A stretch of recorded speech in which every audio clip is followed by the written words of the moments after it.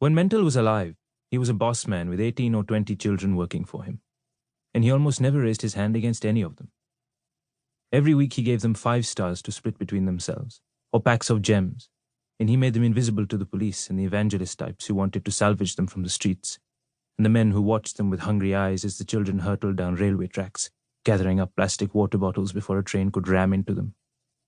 Mental didn't mind if his ragpicker boys gave him 5 Bisleri bottles instead of 50, or if he caught them outside the cinema when they should have been working, wearing their best clothes and standing in a queue for a first-day, first-show ticket they couldn't even afford. But he turned on them the days they showed up with their noses red, their words mixing together like blood and water, their eyes swollen like full moons from sniffing whitener. Then Mental stubbed out his gold-flake kings on their wrists or shoulders, and he called it a waste of a good cigarette. The pungent fumes of burnt flesh trailed his boys, and washed away the sweet, short thrills of dendrite or Erase X. He knocked some major sense into their heads, Mental did. We never met him because he lived in this neighborhood long before our time. But the people who knew him, like the barber who's been shaving stubbly cheeks for decades, and the madman who smears ash across his chest and calls himself a saint, still talk about him.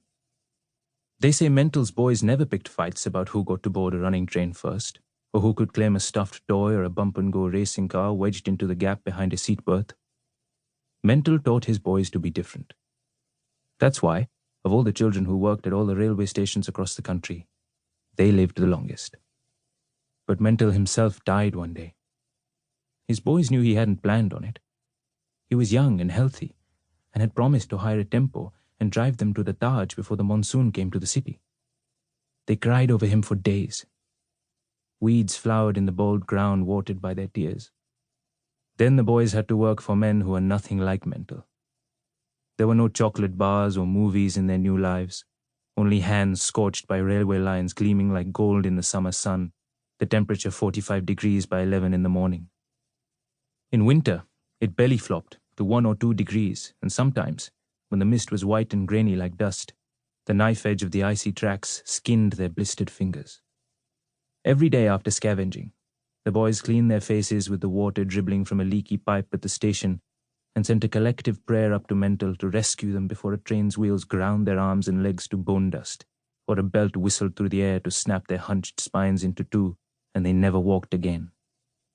In the months that followed Mental's death, 2 boys died chasing after trains. Kites circled their splintered corpses, and flies kissed their blue-black lips. The men who employed them thought it a waste of money to have their bodies picked up and cremated. The trains didn't stop, and the engines screamed late into the night.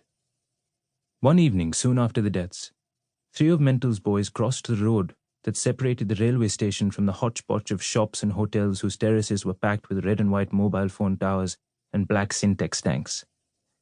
Neon signs flashed Pure Veg Foods and Station View and Incredible India and Family Comfort. The boys were visiting a place not far from here, a brick wall with iron railings on which Mental had dried his clothes, and below which he had slept at night with everything he owned tied up in a sack that he hugged tight as if it were his wife. In the yellow-pink light of the letters that formed Hotel Royal Pink, they saw the small clay gods that Mental had arranged in a niche in the wall. Lord Ganesh with his trunk curled up in his chest, and Lord Hanuman lifting a mountain with one hand, and Lord Krishna playing the flute, sun-dried marigolds pressed down with stones at their feet. The boys knocked their foreheads against the wall and asked Mental why he had to die. One of them whispered Mental's real name into the wind, which was a secret known only to them, and a shadow stirred in the lane.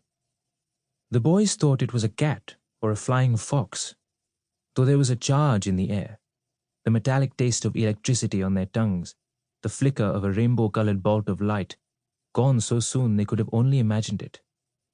They were worn out from hunting bottles and light-headed from hunger.